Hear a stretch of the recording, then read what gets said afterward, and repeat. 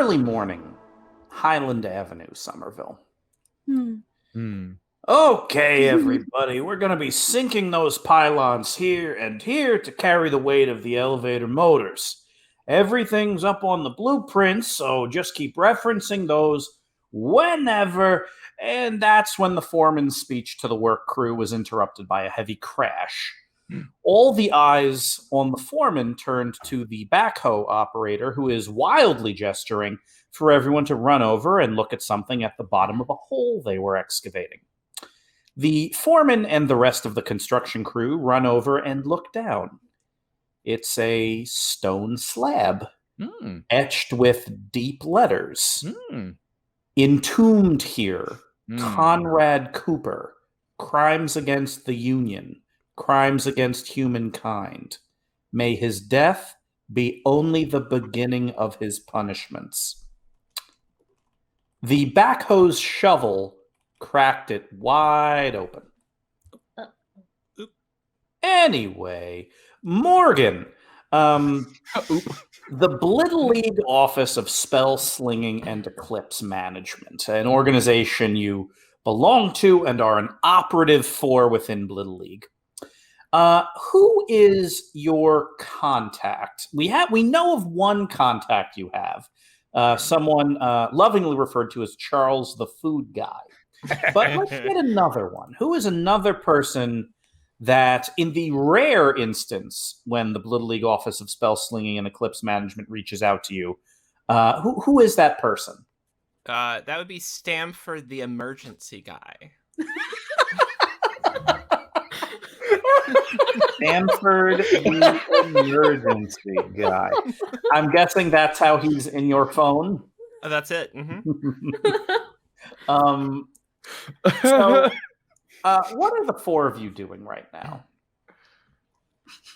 Movie night. Movie night. And what are you watching? Flubber. Newsies. Oh. Well, we watched Flubber, Newsies, and then Newsies. It's a double feature. We're in the back of a car and we're like watching it like on like a big screen. Yeah, and it's late summer. You're starting. The playoffs are going to happen soon. You're thinking about back to school. This is one of those. I don't want to call it one of those last hurrah kind of nights for the summer, but the weather is just perfect. You're all with your best friends. You're watching a great and timeless double feature. Yeah, classic double feature. Ryan made so much cotton candy for us. Yeah, he's just waiting outside with like a machine that he bought. Yeah. Yeah. He's where is, so you're in a car, you're watching this movie. Are you at a drive-in where you all led into, or are you at like Morgan's house in the backyard? Just Morgan's backyard. Ryan turned it into kind of a drive-in movie theater for us. And he got this cotton candy machine exactly for this occasion. But at first he didn't know how to use it, so he had to plug it in. He was just kind of fumbling around with it for a while, and he forgot that at first you needed cones, and he was just putting his hands in it, and his hands were getting all covered in cotton candy. And he said, "Look, everybody, it's cotton candy." And then we found some cones for it. So, Morgan, interesting question for you here.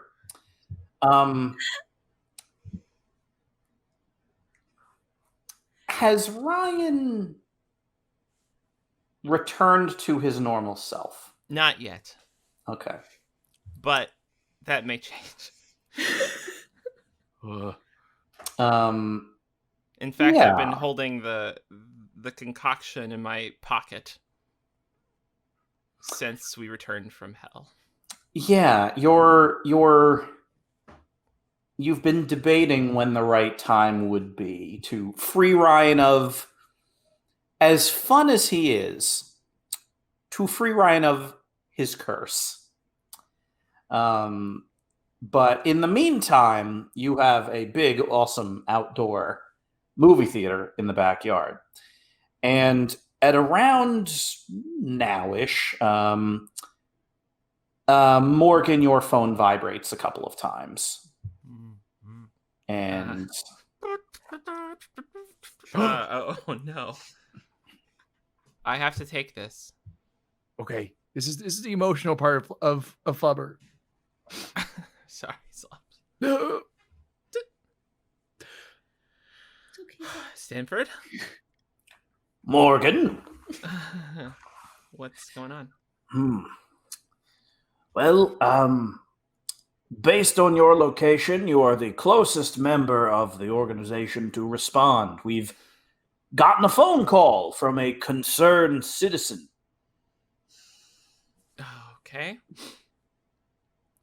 They live next to a construction site on Highland Ave. They called because, and I'm quoting here, there was a flash of blue magic-looking light, followed by screaming, followed by silence.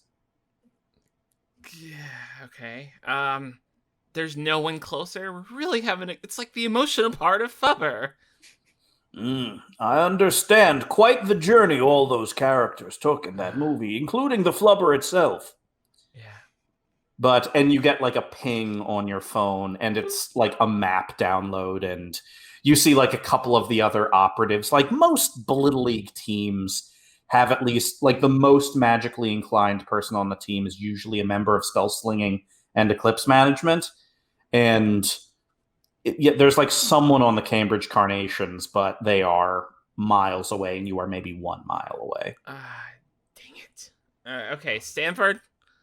Well, hi, we're on it. all right. Report in when you hear. We can bring in umpires as needed. All right. It's probably just another prank again. You know how some of those other Blittle League teams can be. Yes, especially so late in the season. Everyone's jockeying for a playoff seed. You're kidding me. All right. I'll talk to you later, Stanford. All right. Goodbye. Good luck. They're finally getting married. It's okay, Zlobs. I'm just so happy. I know. It gives Zlobs a hug. The Morgan, what are we on? You said we're on it. I got a call from the spell Eclipse Management. I got a call from Stanford, the emergency guy. Emergency? Yeah. Something about a blue flash. I guarantee you this is probably one of the other Blue League teams with some weird, huge cheat. You know how they go. You know what? Think it is? I don't know. I gotta figure it out. Y'all can. You gotta figure it out. Why can't we figure it out? Y'all can watch if y'all want. You know, if that's what would make y'all more comfortable, y'all can watch the show. What? And I can go solve whatever it is. I'm sure it's nothing. You trying to get rid of us, Morgan? Yeah. Well, why are you backing up slowly? I'm just trying to be comfortable, trying to be an accommodating host. Ryan's here. You got Ryan. So, yeah, it should be fine. Yeah, we're coming with you, Morgan. Mm-hmm. You don't have to. Probably be best just in case. It's up to you. This could be fun, Morgan. Do you not want us there? It's not that I don't want you there. I just don't want to be, like a burden. Great. I want to play. I mean, go. I mean, play and go. Go and play. Okay. Zlobs, you're up. Darcy and Mathers, y'all can stay behind if you'd like. Or... You think I'm going to let Zlobs go somewhere and have fun? Yeah, I'm going to cause a lot of chaos. Without me getting to also? Yeah, and without me there to spoil some of the fun, so it's a little reined in. Yeah. But ultimately makes it better long term because you set expectations and it's like that nice fun but like struggle back and forth. Yeah. We're a team. We have our dynamic. My boundaries around chaos and danger. Ryan, give us some cones of cotton candy. We might need to use it as a weapon. Okay, I'll make them to go and extra hard. Oh yeah, yes. And could you fill up this traffic cone with them just to have cotton candy later on? All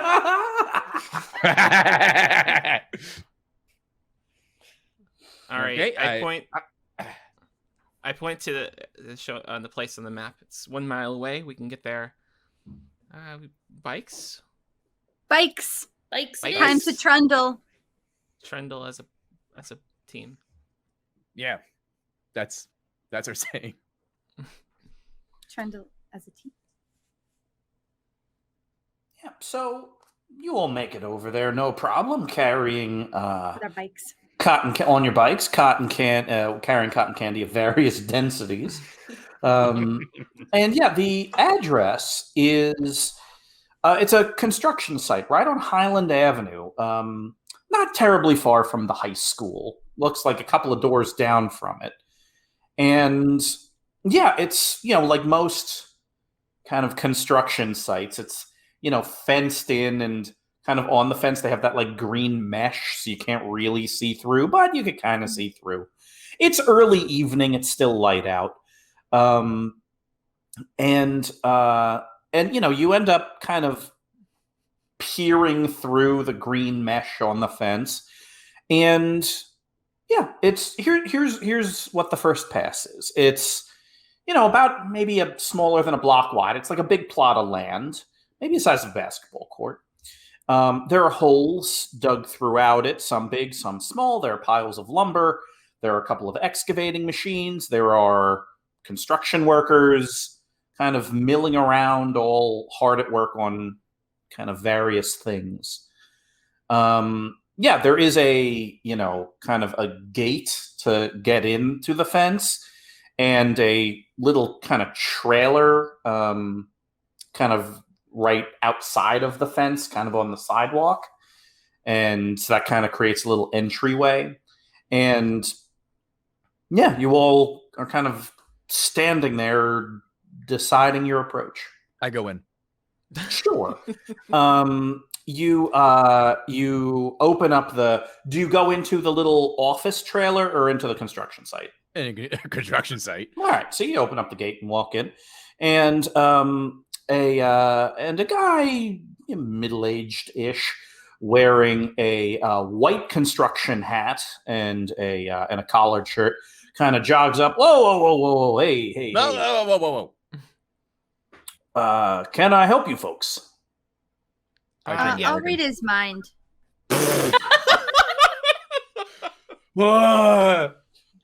Okay. 2d6 plus weird, please. No problem. Wow. 7. Partial success. So here's how this is going to work. This is just some normal-looking, mundane person, and so you kind of kick open the saloon doors, and you are immediately met with resistance is the strong word. You are immediately met with, let's call it the psychic equivalent of like cold choking smoke. So because it's a partial success, I'm going to give you 2 choices. One, you figure out what's going on, but don't get any information from this guy. Or 2, you don't know what's going on, but you do. So that is to say, you figure out what this smoke feeling is, or you get information from this guy.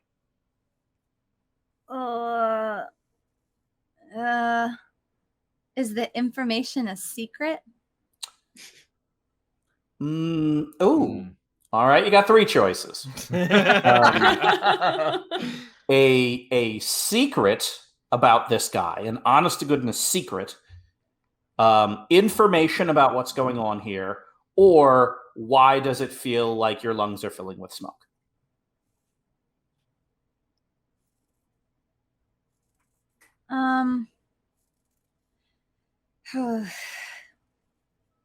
This is a hard choice to make.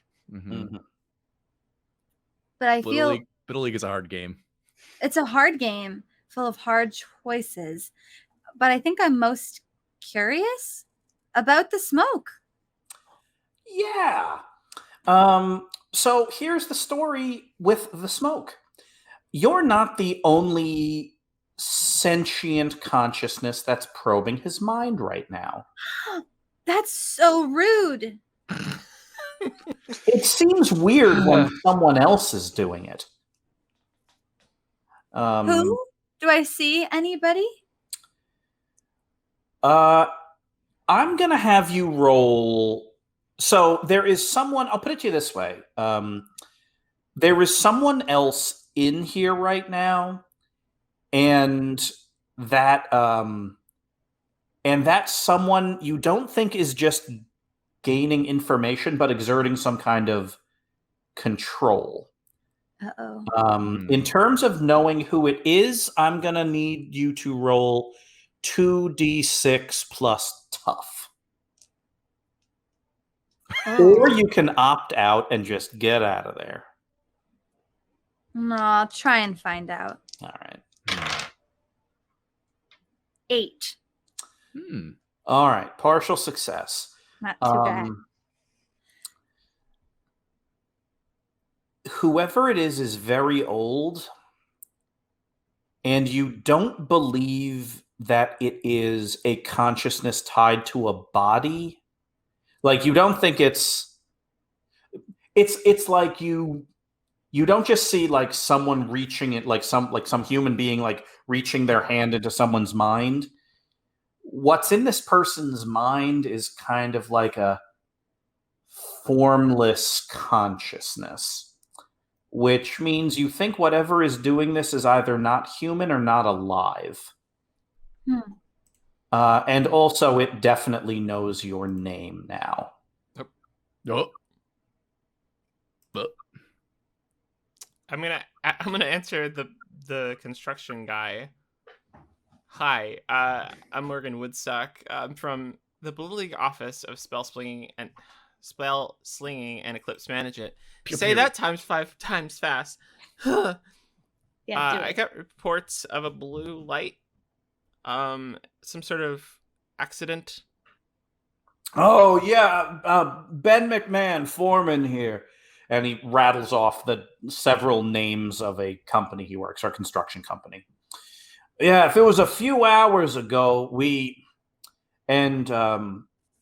this is something that's entirely our fault, and we've already filed something with the town. We struck an underground power line. It gave off kind of a burst there. We had them shut down the line to the site, and we're going to have an electrician come in with the city and remediate it tomorrow. Can you do it again? We certainly could, but oh, great! Terrible. Take me to it. Oh, terribly awesome. Why would it be terrible? Well, it's underground power lines are city property. Oh, that's fair. All right. Well, this seems like a open shut case. Sorry to bother you. Quite all right. You all have a good night. Thanks for checking in. All right. Talk to you later. All right. Goodbye. All right. You want to go back and watch Fubber? Again? I'll watch it again. It's a good movie. It got cut off at the end. Oh. Mathers? Mindy, you look distressed. Something's wrong. Let's huddle up in that bush.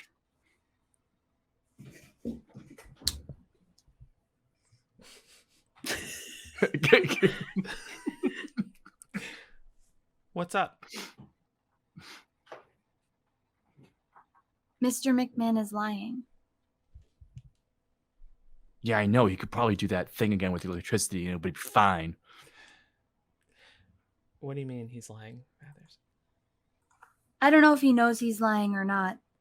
Or maybe something's making him. But something is going on here. Something either magic or supernatural or both. Do you think we should investigate? I think we have to investigate because something's in his mind. All right. I open the door. Hey, we're going to go take a look down there.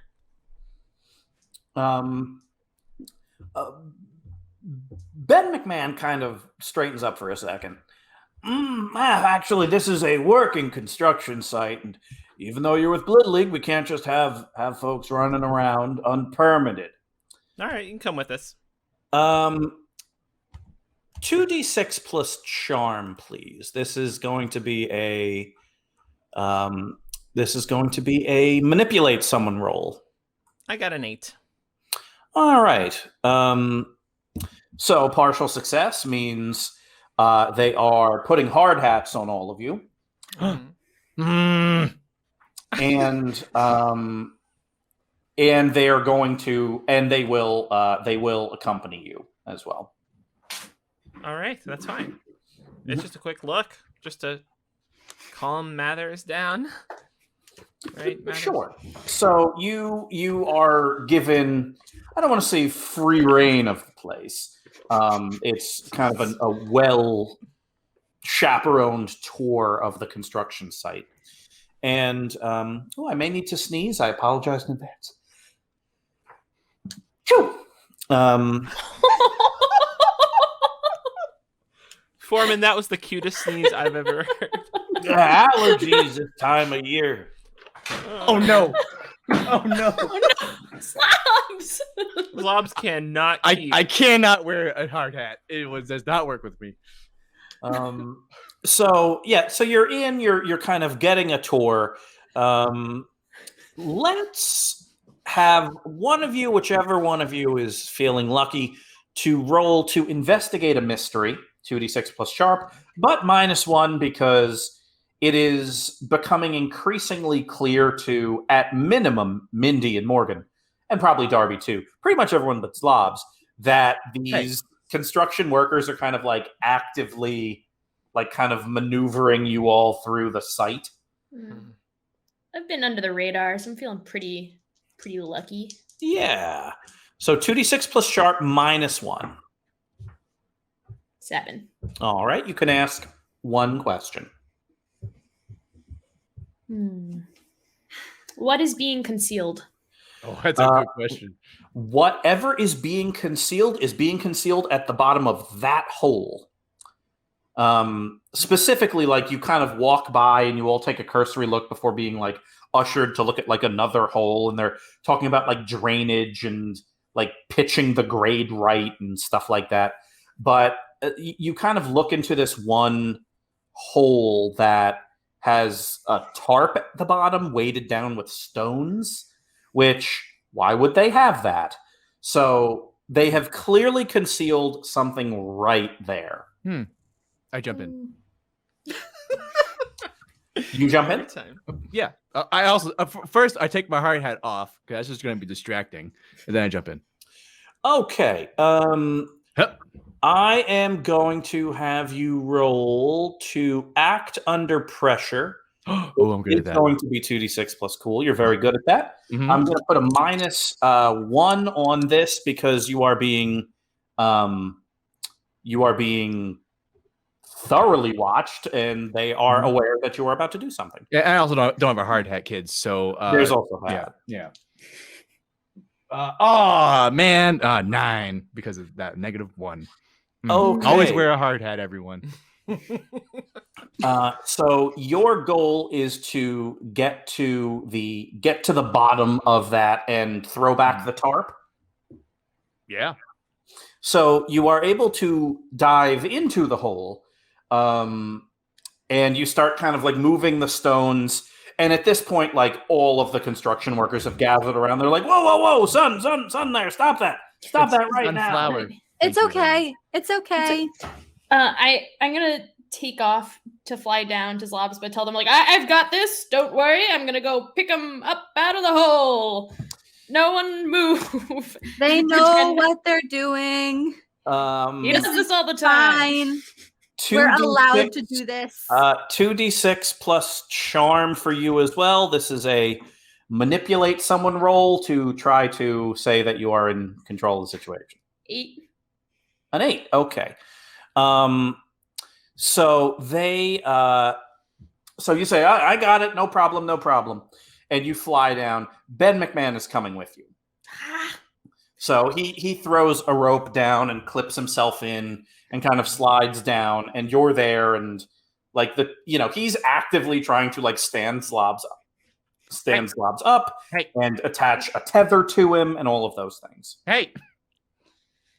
I'm not a stuffed bear in a claw machine. Get away from me. You got to get out of this hole, son.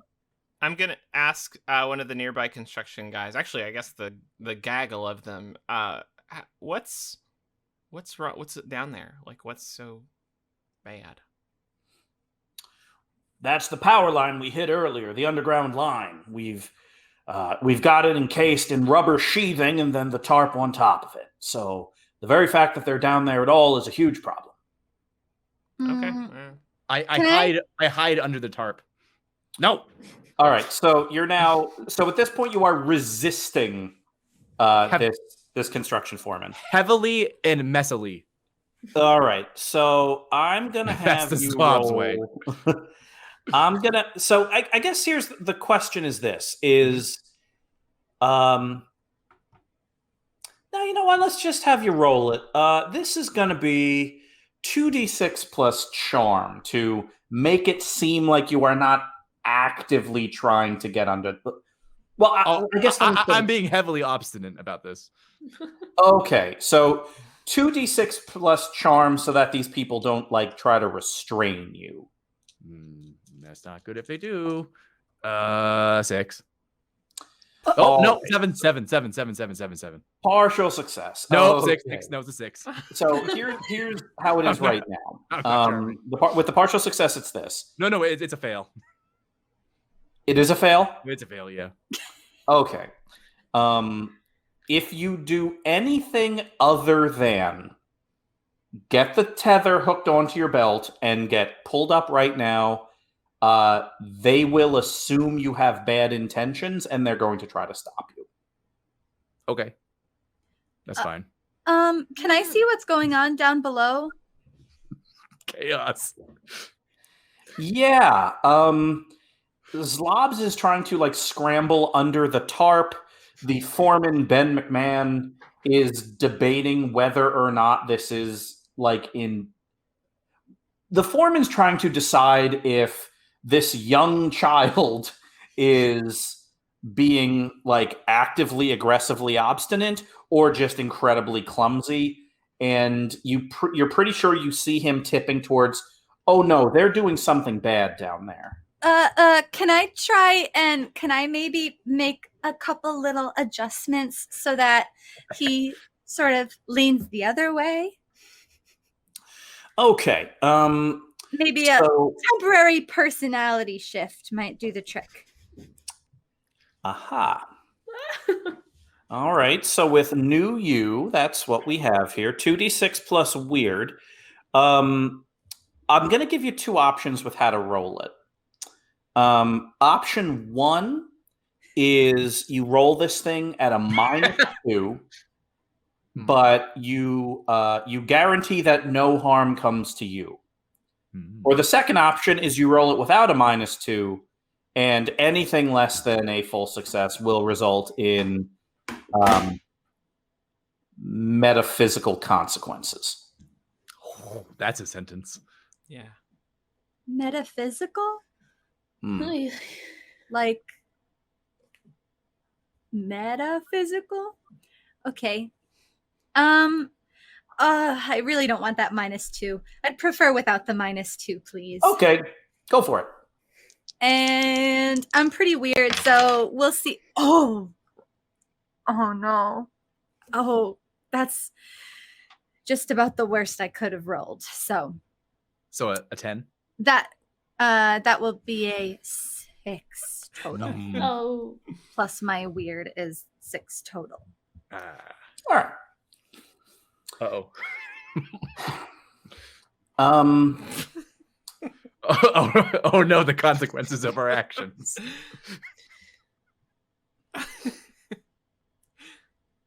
You're pretty sure, Mindy, you're in South Carolina. Uh-oh.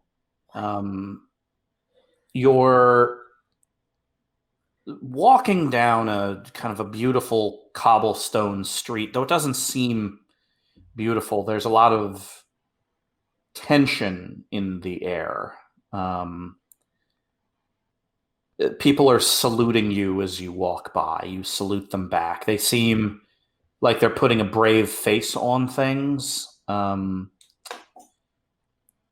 you kind of nod and you turn and you walk into this kind of big brick building overlooking the harbor, and walk into a door and you say hello to your military secretary and ask if any letters have been posted. No. The military secretary kind of looks at you for kind of a good hard second and says, well, good luck, Major. And you Thank you, Minor. You walk into your personal office, which it's this big double-doored office. And the interesting thing is it's not really a personal office at all. It's a front that leads to an underground facility. So like your desk is off to the side, and when you open up the double doors, it's kind of a straight shot to the fireplace, which is not a real fireplace.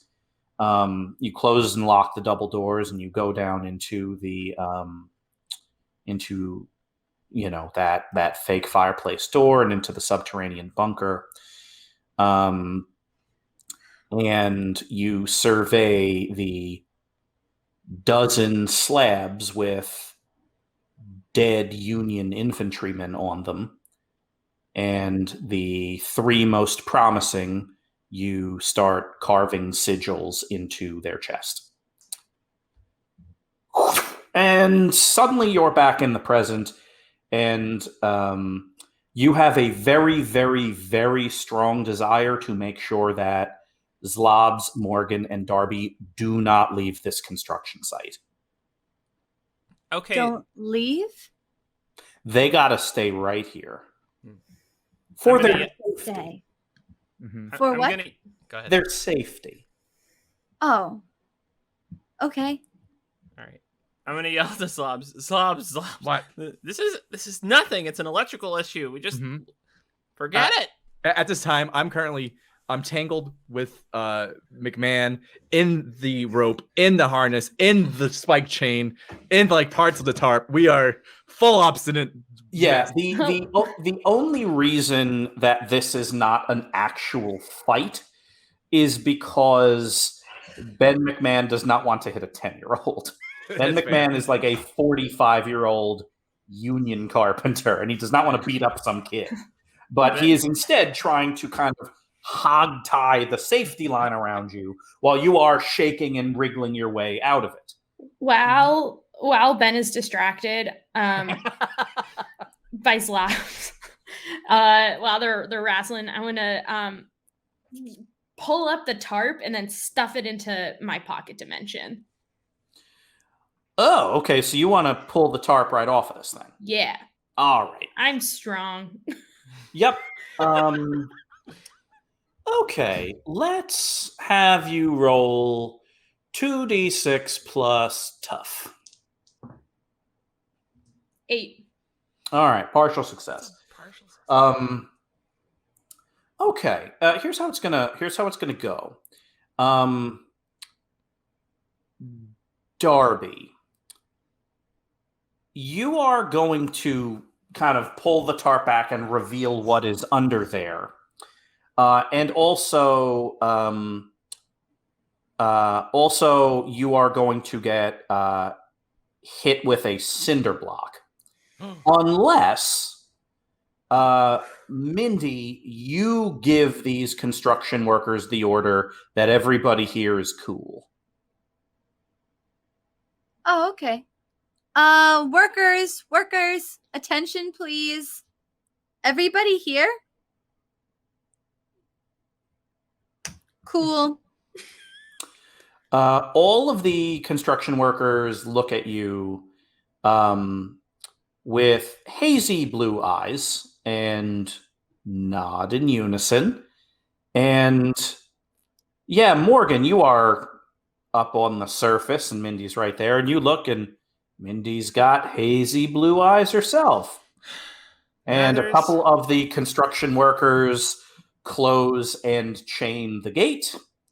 And at this point, the tarp is gone, and you all see what is actually at the bottom of this this hole, which it looks like some kind of crypt, and it looks like it was smashed open, and it looks like some kind of Confederate person's buried there. I'm not power line. I know power. I don't notice the Confederate casket just yet. I just think that Mather is just manipulating everybody. Yeah. Mathers, come on. What's wrong? Stop manipulating everybody. They need agency. Morgan, all we need is to stay at this construction site. Okay. I look down and notice the casket. Hey, Darby. I'll race it in there. I jump in. So the crypt is, think of it like a giant 10 foot by 10 foot by 10 foot stone box. Mm-hmm. And the top of that box has like a 3-foot hole in it. Mm-hmm. And so if you want to jump in there, mm-hmm. you're going to jump into kind of an underground room. That sounds, yes. All right. Mm-hmm. I'm going to follow him in with my sword drawn. Sure. Let's go, Morgan. Huh. Just jump. All right. So yeah, you are now in an underground crypt. Mm-hmm. There are none of the construction workers are following you. You're pretty sure as of right now they are putting the tarp back down over the hole and covering it with rocks. Mathers, what's going on? What's that? What is going on? I don't know. Why are you controlling everybody, and why is everyone putting the tarp back? Where are we? We're safe. Oh, okay. Darby, the only light in here is coming from the flaming sword and Mindy's eyes. Did I see the name before? Yeah. You saw it if you wanted to see it. Yes. Conrad Cooper. Conrad Cooper. Present yourself. Conrad Cooper. 2d6 plus charm, please. I'm going to give you a -1 because Conrad Cooper's had about 150 years to prepare for this exact moment. That'll be a 1. Oh, no. Well prepared. Yeah, very well prepared. All right.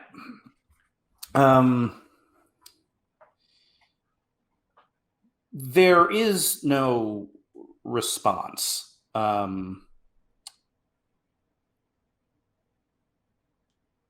Mindy, you are getting a much clearer idea of what needs to happen here, which is specifically these construction workers need to throw out the blueprints they have and instead build a 20-foot tall circular stone tower.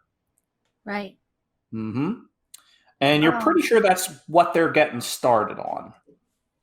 Oh, so good. That's the goal, is to keep you all here and to make sure that as soon as possible, a 20-foot tall circular stone tower is built. Circular stone tower. Okay, I'm gonna start looking around for usable stones.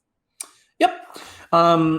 So you are looking around in here, and there are several things that are very interesting in this crypt. Mm-hmm. The most notable, aside from a wooden coffin, is pamphlets and letters. Like stacked in piles everywhere. Darby, you see it too, and like you're all kind of searching around, you know, but Mathers. Yeah, Mindy's not doing it with like a panicked, what do we do? Mindy is doing it more like okay, this is my job for the day. But yeah, stacks of letters, stacks of pamphlets, the occasional book, and a wooden casket. I open the casket. Yep. Okay.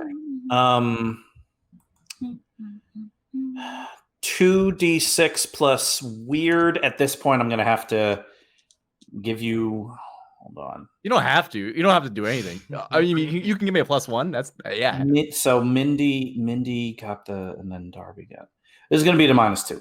Okay. You don't have to. 9. Rats. Hey, not bad. It's weird. All right. So what's going to happen here is I'm going to give you really a choice. Mm-hmm. Essentially, you're going to only have this casket open for a second or so. Mm-hmm. Because either the thing inside is going to attack you physically or mentally. Mm-hmm. So what is the nature of how this corpse wants to attack you? Does it want to attack your mind or your physical self? Well, I know what it wants, and I know what I want, and those are two different wants. Okay, so you know that this corpse is going to either attack your mind or attack your body. What is the corpse going to try to do? It's going to bite me. Okay, so the corpse is going to try to attack you, physically attack you. Mm-hmm. So you kind of quick slam it shut. Because you open it up and you see a skeleton wearing what looks like, and again, it's dark. There are shadows. Everything is very weird in here. You're pretty sure it looks like an old wool prison uniform. Like it's not form-fitting. It's almost like a kind of a bag shirt and bag pants, gray. And you open it up, and your mind and spirit is filled with just absolutely exquisite, precise terror, because you know that if this thing stays open, he's going to lunge out and bite you in the neck or maybe arm. What? And so you close it. So you now know for sure that whatever is in there is not dead at all, but alive. I stand on top of it. Yep. So you kind of stand on top of it. It doesn't try to move or punch its way out or anything. It's just there. Oh. Zlobs, why are you giggling? I don't have grenades. No. I do have a vial from a few episodes ago that is, quote, thermite bomb in glass bottle. Uh-huh. Mm-hmm. I'm just hey everyone, there's a skeleton in there who wants to bite us. Oh. Okay. Can I blow it up? Zlobs, we're all in here with it. Yeah, it has a container. But what's the container? It's a wooden casket. Oh, that's a good point. It's gonna blow to smithereens, and then we'll all be in here with whatever that is. Okay, and also the explosion. No, if all three of you leave, and I'll drop it in there, and we'll take care of it. Nobody leaves the construction site. Mathers, do you have Pythias in you again? No, I feel fine. Can I discern reality? Yeah, discern reality. Well, yeah, you know what? I'm gonna give you kind of everything here. No, you know what? Read a bad situation. This is officially a bad situation. Yeah. 2d6 plus sharp, please. All right, well, let's see. I want to make sure I get the math right. That is a 1 plus 2, or a plus my 1, so that's a 4. Okay.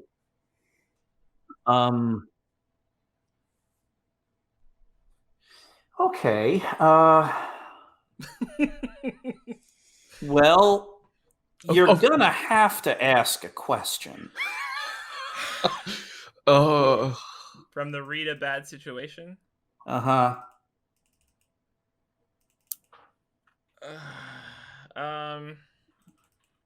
Okay.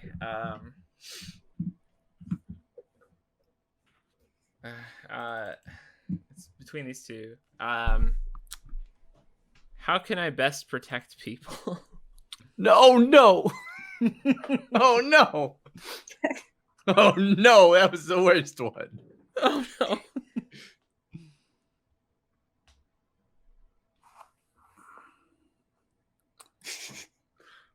The only way to keep you, Darby, and Mindy safe would probably be to throw Zlobs into the casket and seal it shut.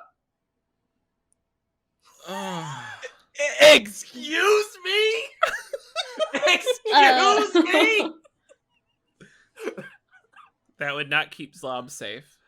No, but at this point, it's about numbers.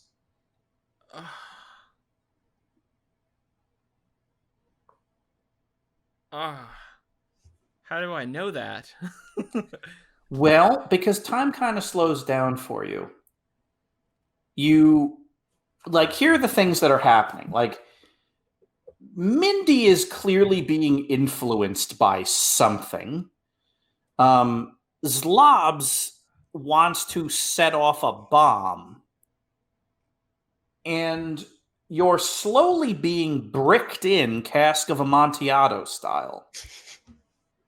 Which means that you're all going to eventually die down here unless you all say, dedicate your effort to getting out, which seems impossible because Zlobs is very close to setting off a chemical bomb down here.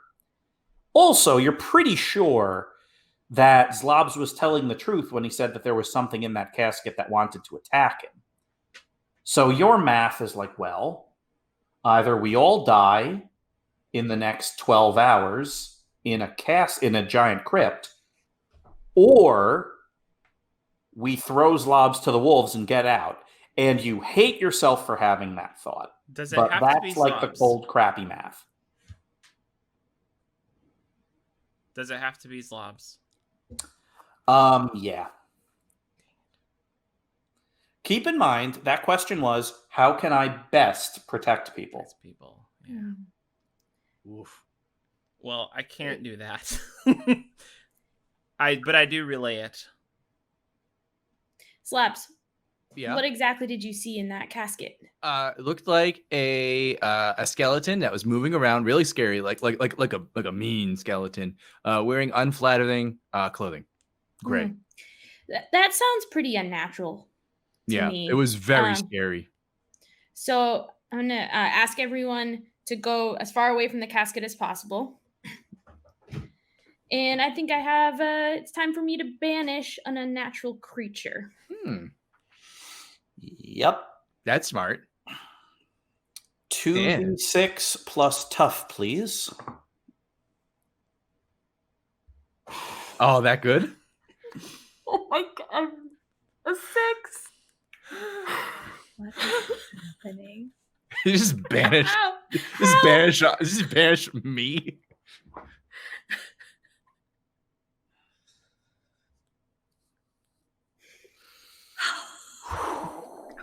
That's never happened before. Oh. Yeah, what happened? We're in a. This is rough. This is a rough set. Little League's a hard game, everyone. We are rolling our way to TPK right now. Yeah. I rolled an 11. It still wasn't good earlier.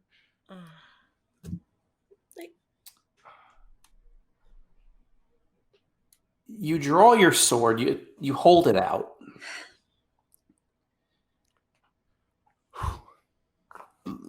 Flames are out. You speak the litanies. You call down the heavenly might.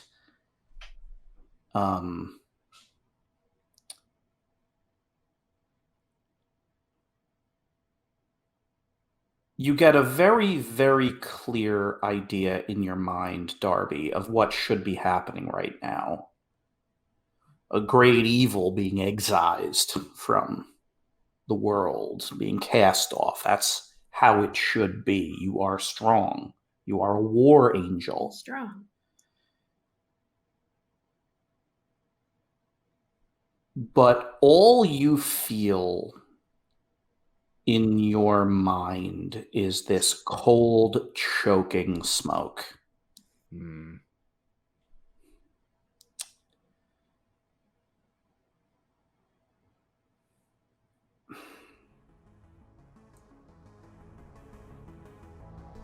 Up above, the construction workers have the tarp down. They've since stopped throwing loose stone over it and are now using backhoes to bury it under hard-packed dirt.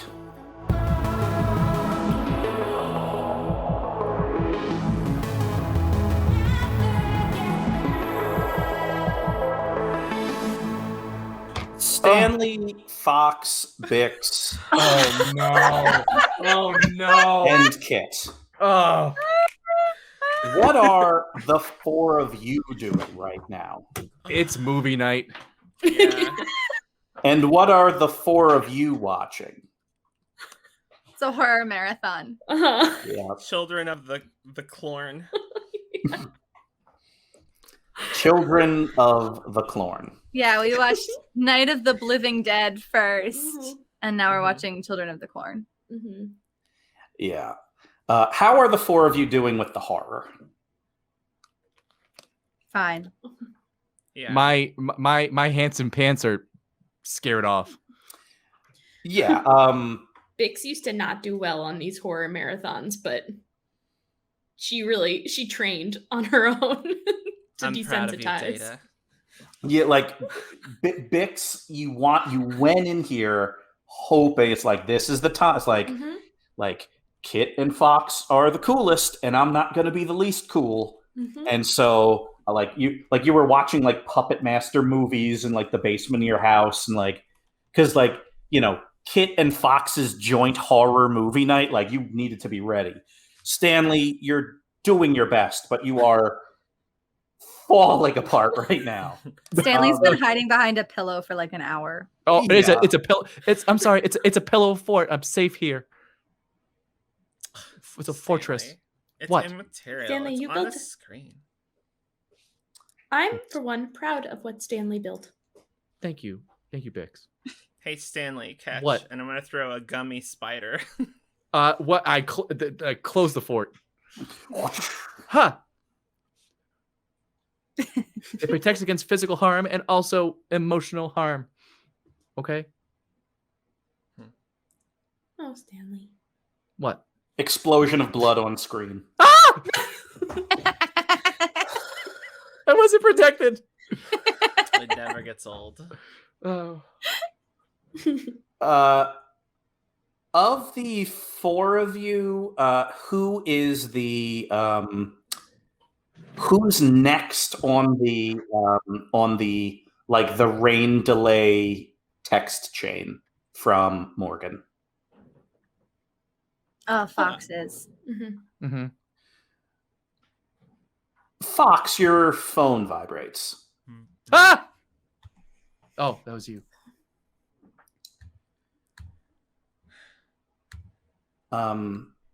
It's a picture from Morgan, but it's all black and blurry except for like two little floating blue dots. Somebody butt dial me. I don't have this number.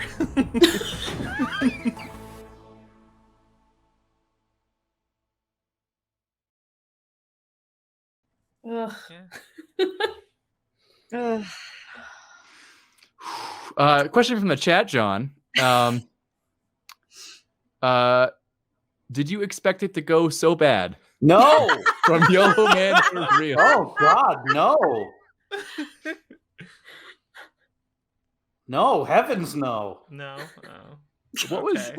What did you think this was a romp? Yeah.